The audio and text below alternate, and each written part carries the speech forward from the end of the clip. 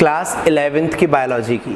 First of all, अगर हम 11th में बायोलॉजी अडॉप्ट कर रहे हैं तो कहीं ना कहीं हमारा थोड़ा बहुत फोकस होता है कि we have to go with preparation of NEET.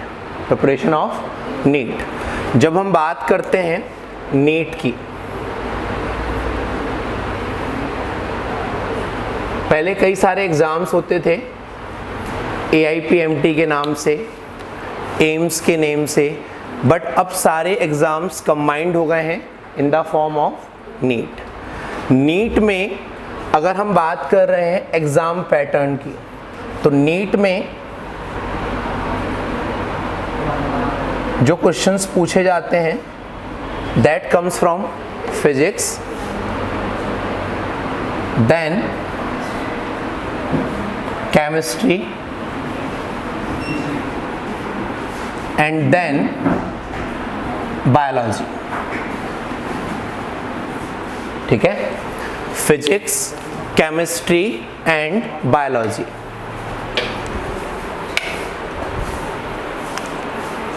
ये तीन मेन हमारे सब्जेक्ट्स हैं नीट को लेकर। ठीक है, अब यहाँ पर 45 क्वेश्चंस हमारे फिजिक्स से आते हैं, 45 क्वेश्चंस हमारे केमिस्ट्री से और 90 क्वेश्चंस हमारे बायोलॉजी से।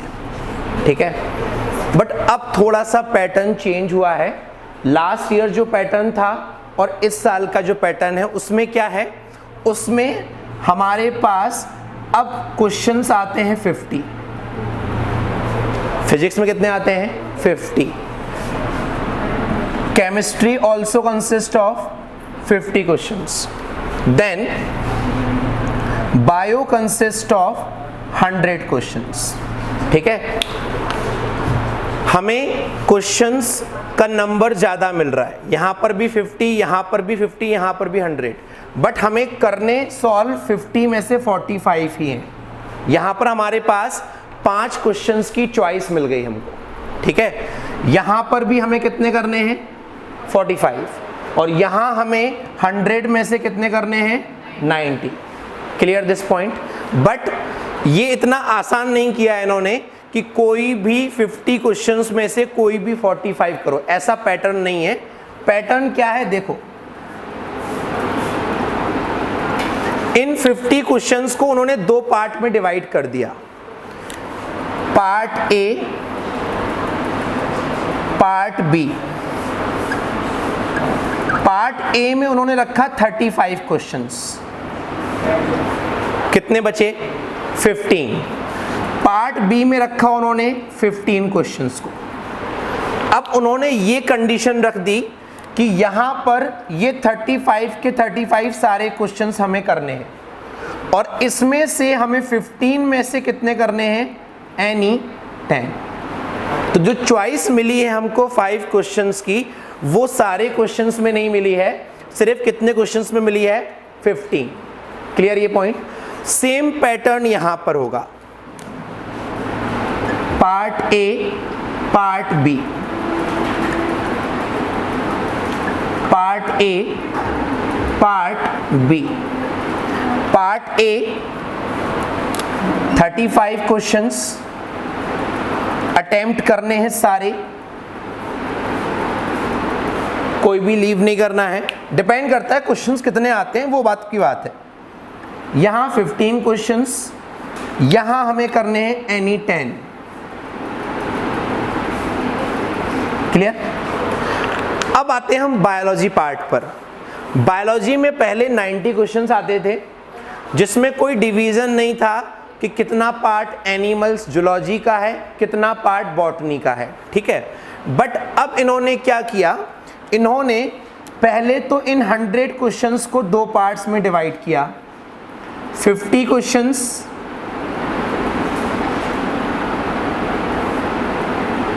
Zoology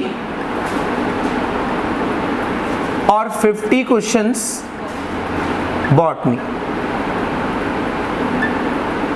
clear? अब सेम चीज 50 में से पार्ट ए में 35, पार्ट बी में 50। सेम यहां पर पार्ट ए में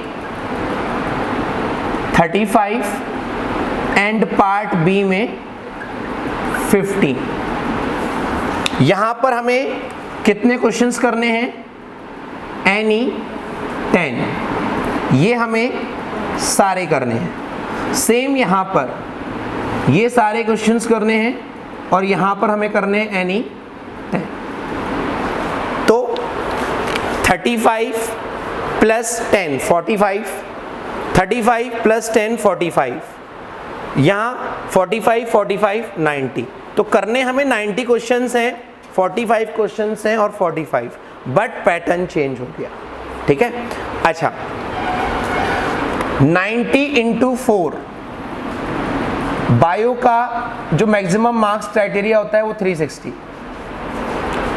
45 इंटू 4 180, 45 इंटू 4 180।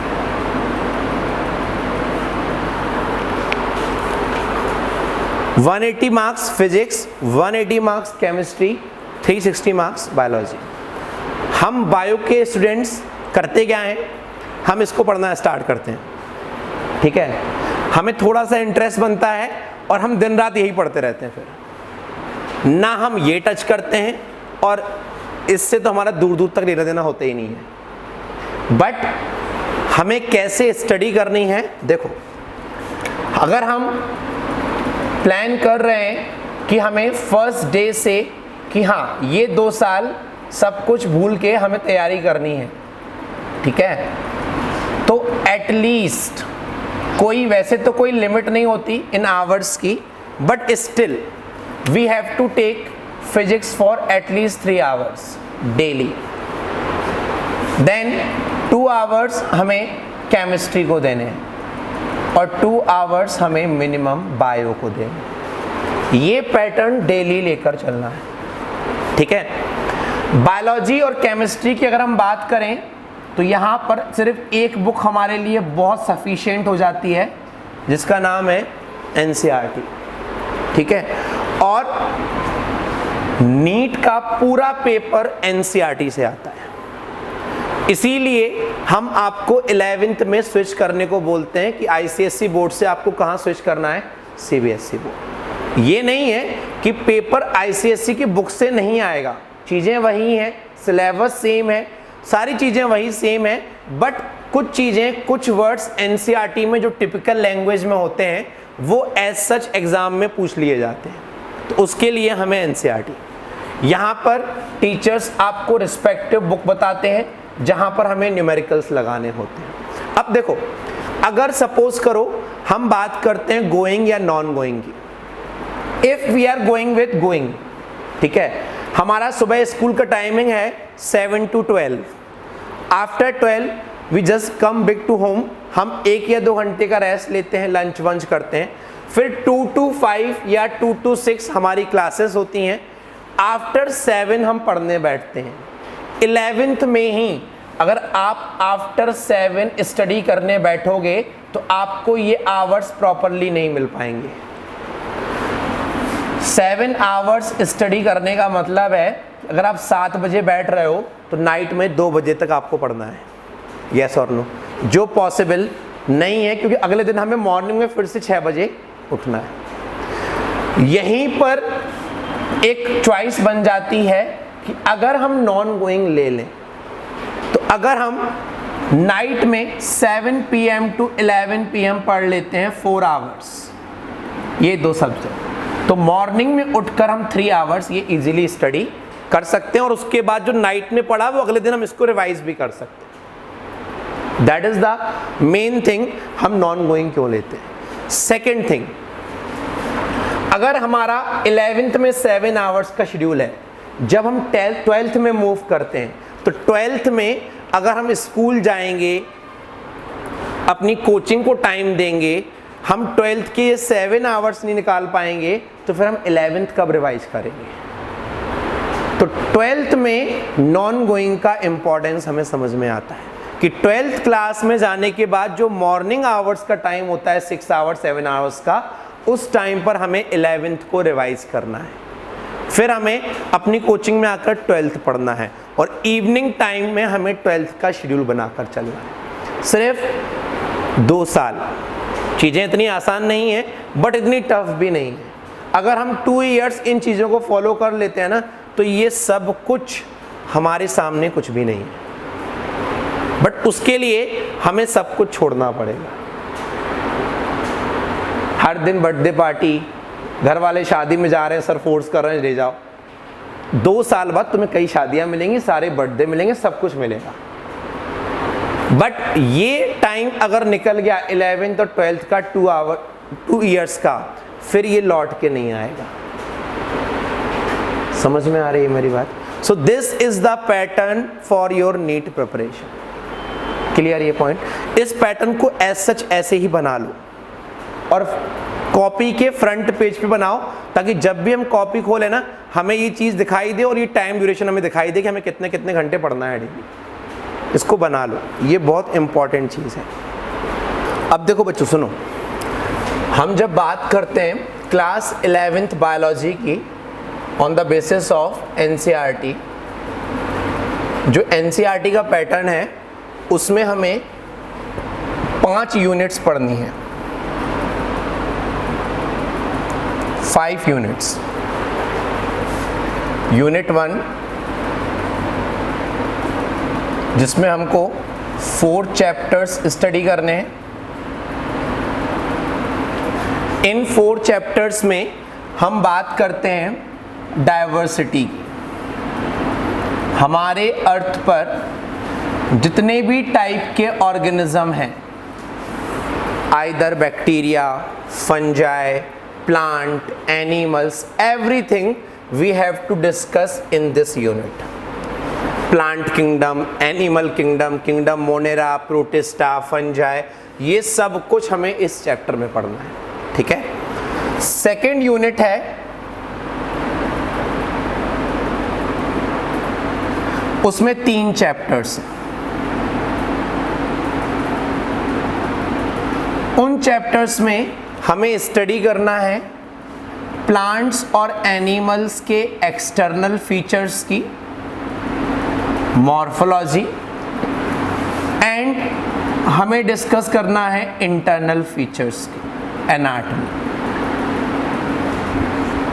हमें प्लांट टिश्यू के बारे में पढ़ना है, हमें एनिमल टिश्यू के बारे में पढ़ना है, हमें plant morphology, animal morphology, plant anatomy, ये सारी चीज़ें हमको स्टडी करनी है सेकेंड यूनिट में। यूनिट 3 बहुत ही कॉमन यूनिट है, हम पढ़ते आए हैं इस यूनिट को। इसमें भी 3 चैप्टर्स हैं जिसमें हमें स्टडी करना है सेल बायोलॉजी को। Cell the unit of life, cell division, mitosis, meiosis, ये सब कुछ हमें इस चैप्टर में पढ़ना है। Then unit 4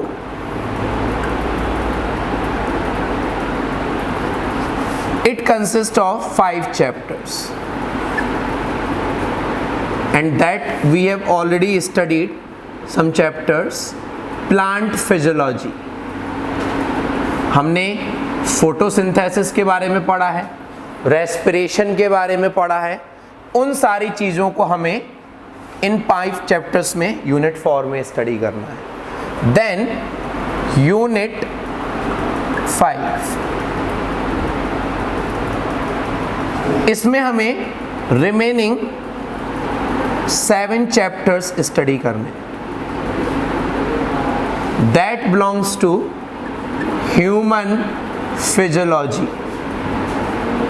That belongs to human physiology. उसमें से कुछ चैप्टर हमने 10th क्लास में पढ़ रखे हैं, circulatory system, nervous system, excretory system, endocrine system, ये चारों चैप्टर्स ह्यूमन फिजियोलॉजी में हैं। जो 3 9th में पढ़े थे हमने, digestive system, respiration, bones and muscles, वो भी इसमें है। अगर आप 9th और 10th आईसीएसई लेकर चले हो तो ये चीज़ें इजी हैं, या फिर आपने 9th और 10th सीबीएसई हम लोगों जैसे टीचर से पढ़ा है जिसने पूरा पढ़ाया है ह्यूमन फिजियो, तो भी आपके लिए ये ईजी है।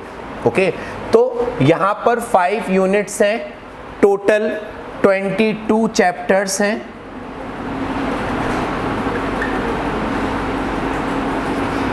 जब हम 12th क्लास की बायो की बात करते हैं तो वहाँ पर 16 चैप्टर्स हमें पढ़ने होते हैं। तो 22 11th के, 16 12th के, टोटल है 38।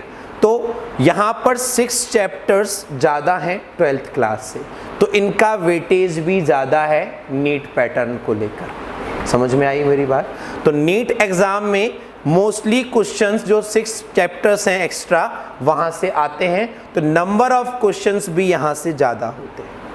और 11th बेसिक है, चीज़ों को हम बिल्कुल स्टार्टिंग से लेकर चलेंगे, चाहे हमने 10th पढ़ा हो, 9th पढ़ा हो, नहीं पढ़ा हो, कोई फ़र्क नहीं पड़ता। यहाँ पर हमें इस बुक को फॉलो करना है। मतलब घर पे चाहे गीता हो, चाहे बाइबल हो, सबको रख के साइड में पहले NCERT को रखो मंदिर में और उसकी पूजा करना स्टार्ट करो, क्योंकि अब हमें सिर्फ और सिर्फ क्या पढ़नी है?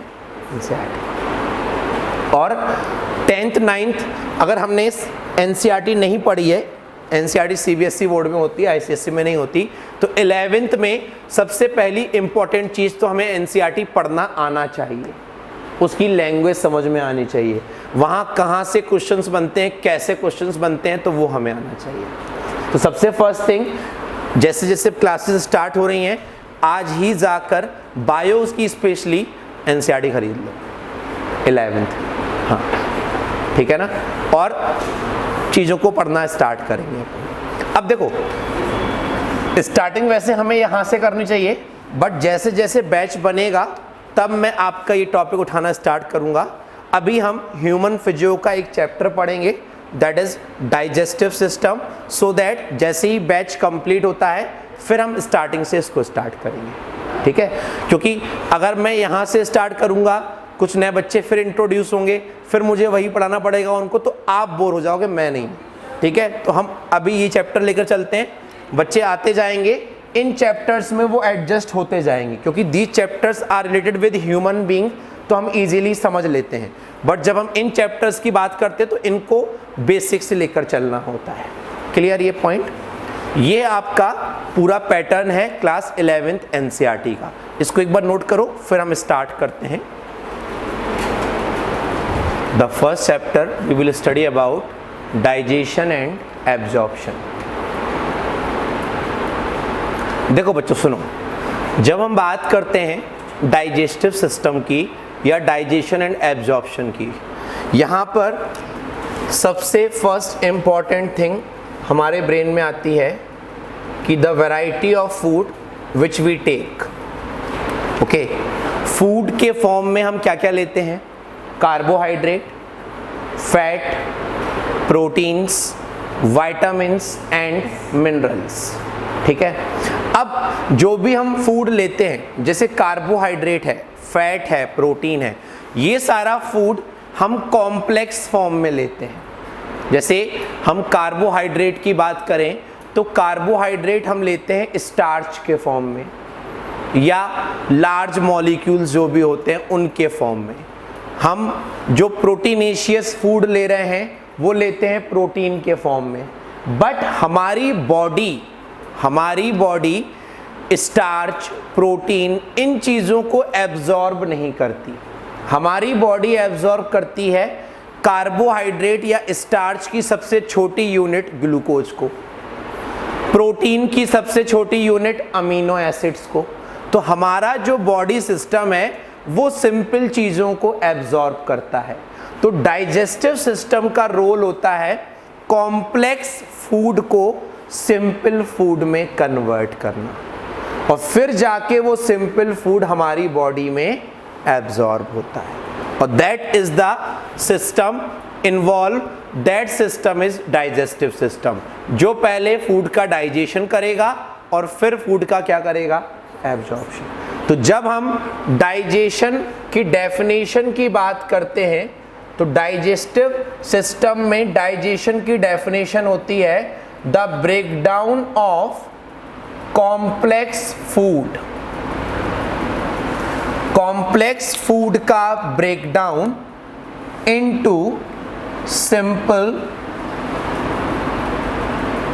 एब्जॉर्वेबल फॉर्म।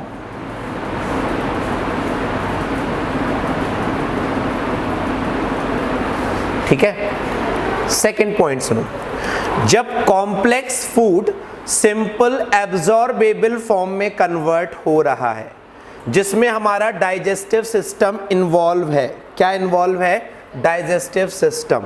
तो डाइजेस्टिव सिस्टम में ऐसे केमिकल्स पाए जाते हैं जो हमारे कॉम्प्लेक्स फूड को सिंपल फॉर्म में कन्वर्ट करते हैं, और वो कॉम्प्लेक्स केमिकल्स क्या कहलाते हैं? एंजाइम्स। क्या कहलाते हैं? एंजाइम्स। यस और नो? तो these are the chemicals which break complex food into simple absorbable form. अब जब केमिकल्स इन्वॉल्व होते हैं कॉम्प्लेक्स फूड को सिंपल फॉर्म में कन्वर्ट करने के लिए, तो इस प्रोसेस को हम बोलते हैं केमिकल प्रोसेस। क्योंकि यहां पर कौन इन्वॉल्व हो रहा है? केमिकल्स। इस प्रोसेस को हम नाम देते हैं बायोकेमिकल प्रोसेस।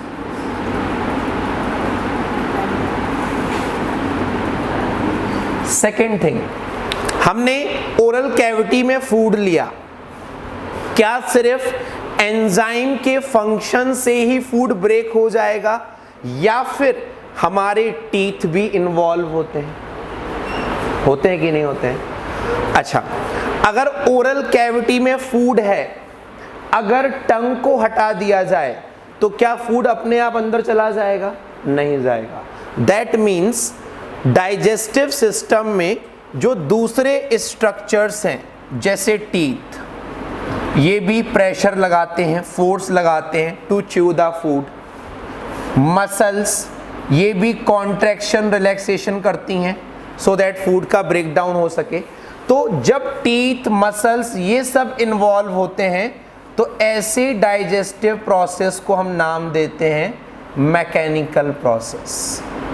क्या नाम देते हैं? क्लियर ये पॉइंट? तो जो डाइजेशन की प्रोसेस है, जिसमें हम कॉम्प्लेक्स फूड को सिंपल फॉर्म में कन्वर्ट कर रहे हैं, वहां पर एंजाइम्स भी इन्वॉल्व होते हैं। तो digestion is a chemical process, और वहां पर टीथ और मसल्स भी इन्वॉल्व होती हैं। That's why digestion is a mechanical process also. समझ में आई मेरी बात? इस हेडिंग को लिखो, डेफिनेशन लिखो। First, the breakdown of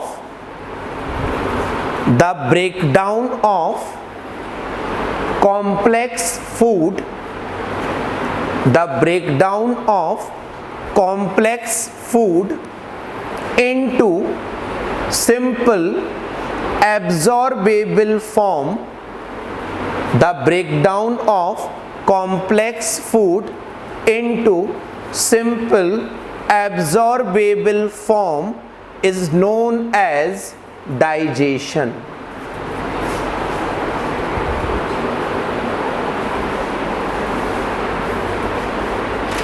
Write down next point. Digestion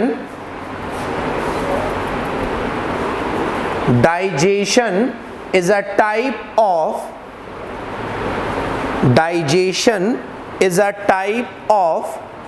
chemical, bracket में लिख लेना, biochemical. Digestion is a type of chemical, in bracket write down, biochemical as well as mechanical process, as well as mechanical process। तो digestion की definition हो गई, the breakdown of complex food into simple absorbable form is called. और digestion कैसी process होती है? As well as biochemical का मतलब किन चीज़ों का इन्वॉल्वमेंट होता है, और मैकेनिकल मतलब involvement of teeth and muscles. अब देखो बच्चों,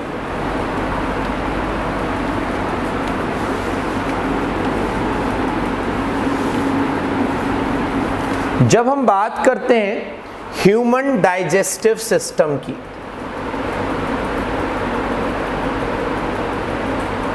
human digestive system. Human digestive system में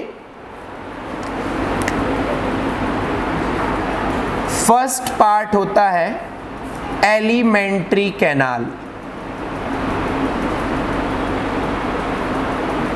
एलिमेंट्री कैनाल को हम डाइजेस्टिव ट्रैक्ट भी कहते हैं और बहुत छोटा सा वर्ड यूज करते हैं gut, that is similar to elementary canal.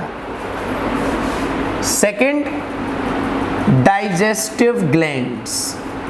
कुछ ऐसी ग्लैंड्स हैं जो एलिमेंट्री कैनाल के पाथवे में तो इन्वॉल्व नहीं है बट अलग से प्रेजेंट हैं and they involve in digestion of food. तो उन ग्लैंड्स को हम क्या नाम देते हैं? Digestive glands. देखो, एलिमेंट्री कैनाल की स्टार्टिंग होती है माउथ से। Mouth is a opening of oral cavity.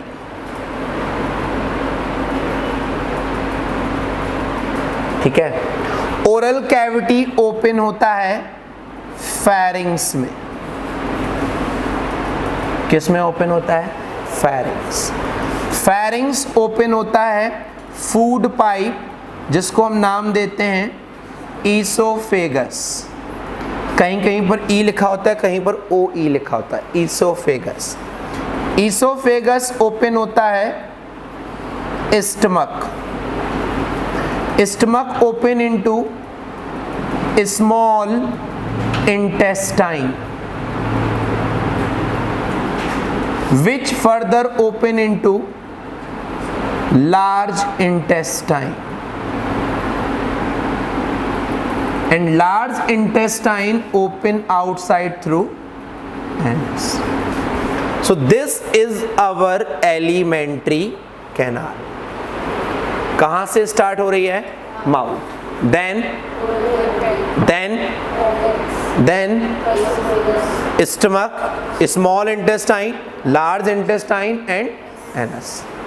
Digestive glands में हमें पढ़ना है सलाइवरी ग्लैंड्स को,